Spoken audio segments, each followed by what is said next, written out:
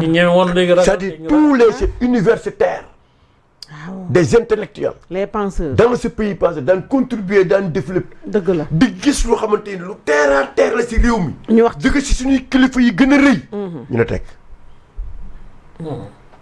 ba si magistrats yi avec UMS. kii comment dire l'union des magistrats du Sénégal. c'est l'omerta la loi du yow imaginer ko xamante ni ne saa yu waxee mi nga yàq image yu suñu magistrat.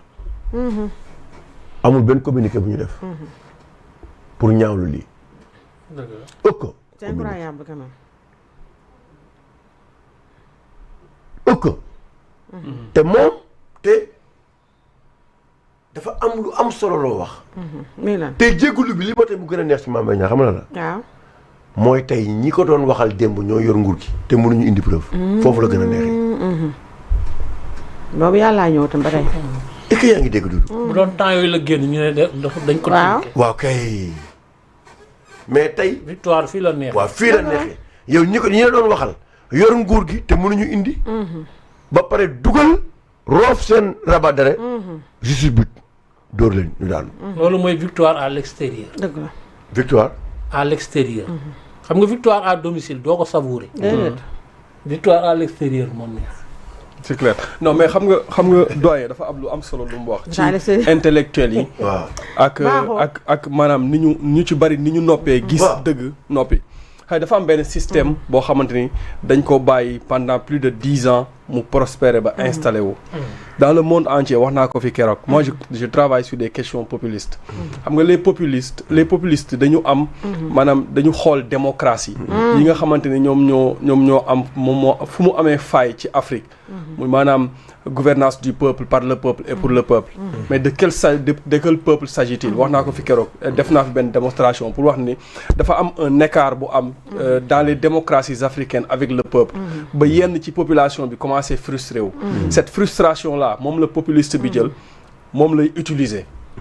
ak beneen bi muy le principe de la séparation des pouvoirs boobu dinaa ci ñëw mais li gën a important ci lii mooy le populiste bu demee ba utiliser le populisme ba accéder au pouvoir du mën def parce que populisme mënta jiite réew dafay def recours beneen système muy la médiocratie xam nga médiocrité ak médiocratie dafa wutee ñi nga xamante ni ñu ngi xeltu ci wàllum populisme ak démocratie ils ont découvert que ni le populiste ci ni muy gouverner mooy la médiocratie et quand la médiocratie gouverne maanaam dafa am benn système bu ñuy imposer. système bi mooy képp koo xamante ne da nga am xam-xam les intelligents ñi nga xamante ne ay intellectuels lañ ñoom amuñu droit di wax ci maanaam di wax xam-xam.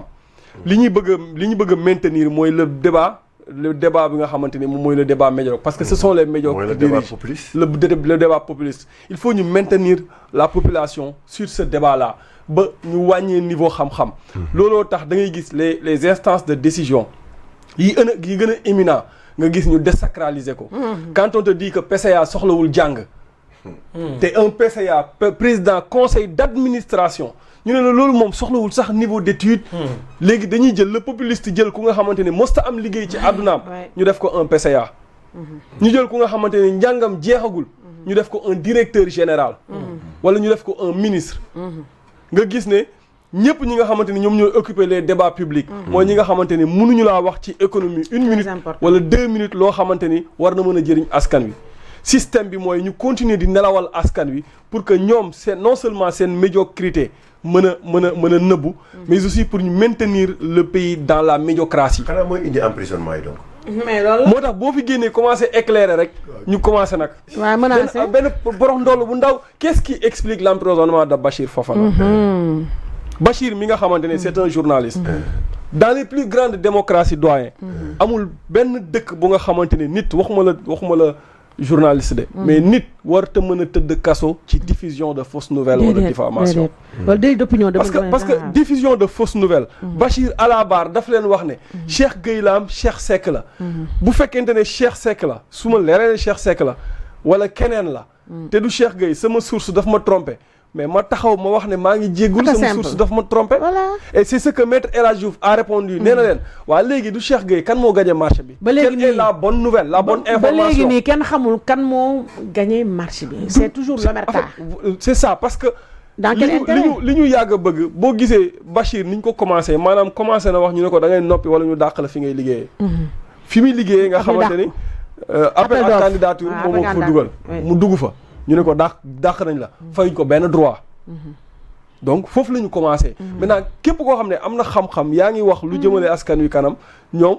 fi ñu commencé mooy il faut que ñu commencé ne non kii ñàkk la fayda habitude la ba pare nag menacé la menacé la détruire la psychologiquement mais bu fekkee ne dañuy wax ñi jàng ak ñi jàngul ñu jël Sénégal ñu qualifié leen ci ñi jàngul amuñu BFEM waruñoo wax ñu ne ñooñu waruñoo wax lu askan wi di déglu waaye ñoom dañoo fàtte Amadou Ba ñi muy wax chronoposant dafa fàtte ne Pastef ñoo leen créé mais qui a créé Cheikh Bara Ndiaye ñoom ban diplôme la Cheikh Bara Ndiaye am dara garabu Serigne kii Gueye nu mu tuddati le procureur comment il s'appelle Serigne Bassirou Gueye lu ñu ko fi yàqul toog na def conférence de presse mu leer na yow Serigne Bassirou Gueye nii def na lu mu dee 30 ans de carrière dans la magistrature xaaju dundam yëpp mu jagleel ko magistrature un Cheikh Bara Ndiaye qui n'a pas de diplôme qui ne sait pas écrire son nom moo taxaw di gàgganti Cheikh Serigne Bassirou Gueye mi liggéey ci wàllum yoon pendant plus de 35 ans ñëpp gëm ko les intellectuels les élites yi ngay wax ay intellectuels ay universitaires gëm Cheikh Bara Ndiaye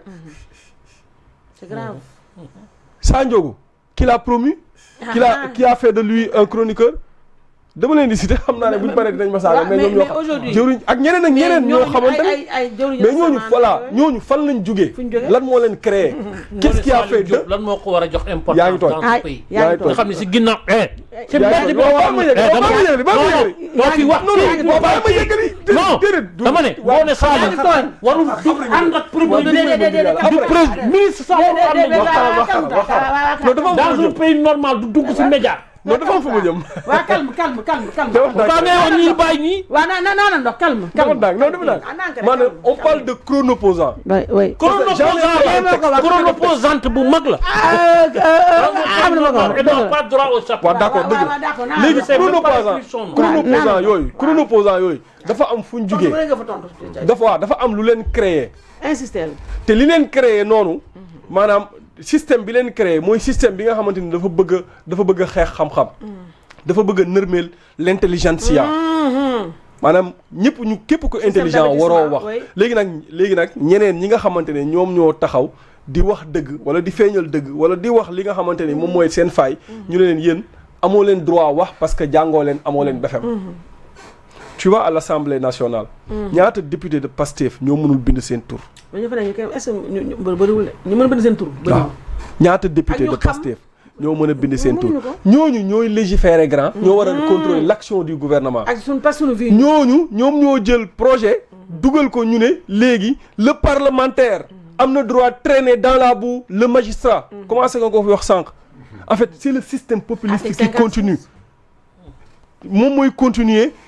instaurer le système maanaam ni ñuy gouverner mooy la médiocratie noonu la ñuy gouverner moo tax ñu bëgg a réduire nos magistrats au néant traîner leen dans la boue moo tax la presse ñu ne leen ñoom ñoo am droit de vie et de mort sur la presse ñu dem jëli koo xamante ni buy làkk français mënul sax s'il dit va à l'école su ko bindee a bi sax dina ci boo moytul du ci def accent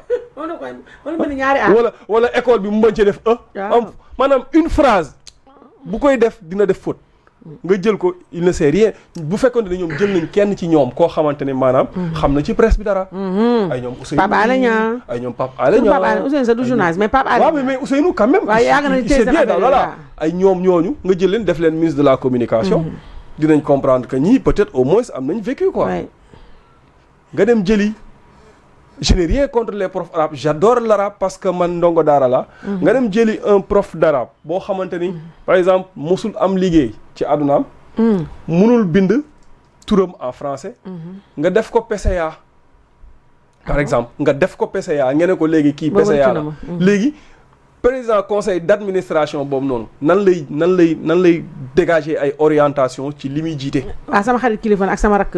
Queen Biz nag. kilifa moom sama grand la bëgguma ko. kilifa moom xarit la sama grand la sama doom bàjjen la moom. kilifa moom kii moom sama rakk la. kii moom kay rapport nit dof nag. non mais c'est en fait c'est ça loolu c'est ce qui explique. am na ñu gën a yéem ñooñu. non mais c'est am na ñu gën a garaaw ñoo xam ñoo xam nit dof moo leen tane. ñu ngi ci ay postes mais grand il faut yaa ngi fàttaliku ci conseil des ministres bële am na kii bu ñu def ci santé ci directeur école mi.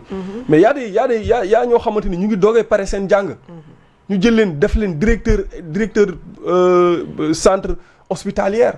bëri na fi mais ñooñu non mais ñi kaas amuñu vécu non mais c'est extraordinaire léegi système boobu noonu ñu bëgg a étendre nag système boobu bu demee ba taxaw ba def assise maanaam xam-xam dootu fi borom xam-xam dootuñu mën a waxati. lenn moo fi des mooy borom xam-xam yi nga xamante ni ñenn ñi dañoo bëgg a préserver seen avenir ñeneen ñi ay prestige la ñuy wut.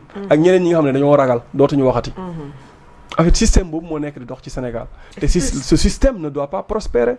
buñ benee man l'article 50 xam nga biñ paree fii keroog émission dama dem tëddaat ma liiraat ko. mais c'est très grave. mais dama ne mais 56 le règlement intérieur. non mais comment des parlementaires peuvent convoquer un magistrat de siège. su bañee ñu traîner ko un magistrat en exercice. dem déjati ko jël yoon la force publique ñoom jëli ju ko. non mais c'est extraordinaire. dafa am benn poste bu ma gis. bu ngeen paree ñëw na si baatu kii bi. mais Oumar damay dolli waale. pour nga boole waale ko. ndax ñu ngi xool kii bi léegi régie. tegal leen poste Madiambal. démb daf ñu permettre ñu ñëwaale ci lu démb li.